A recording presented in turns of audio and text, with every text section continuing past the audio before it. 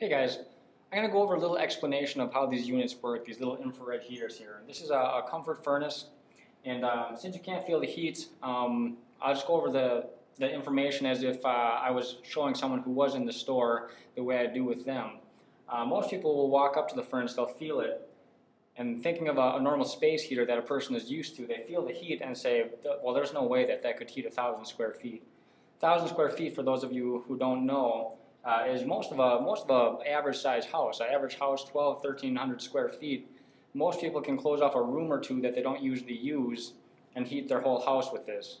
The unit's pretty small. It's only about 2 feet, less than 2 feet by 2 feet by 2 feet. So a fairly small unit. It looks like a piece of furniture. You can put it almost anywhere in your home. It blends in very nicely. But back to the heating part of it. After feeling the heat and realizing that it doesn't really feel that hot, most people are a little skeptical about it.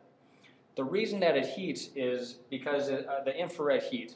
The difference is the heat actually heats the moisture or the humidity in the room.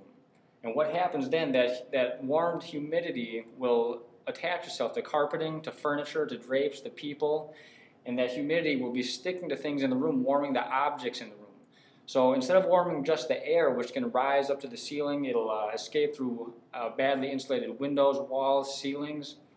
It's sticking to the objects in the room, keeping the objects warm. So that retains the heat in the room.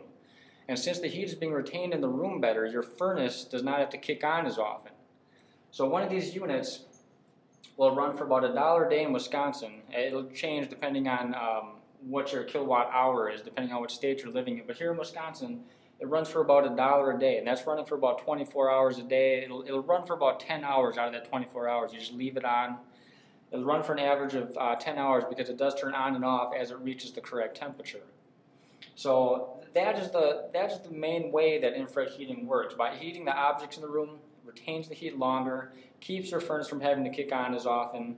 So your electric bill will be slightly higher, but your gas or your LP or whatever it is that you use to warm your house will be significantly less. The average savings in a household is 35 to 50%. I would say closer to 35 or 40% is the average.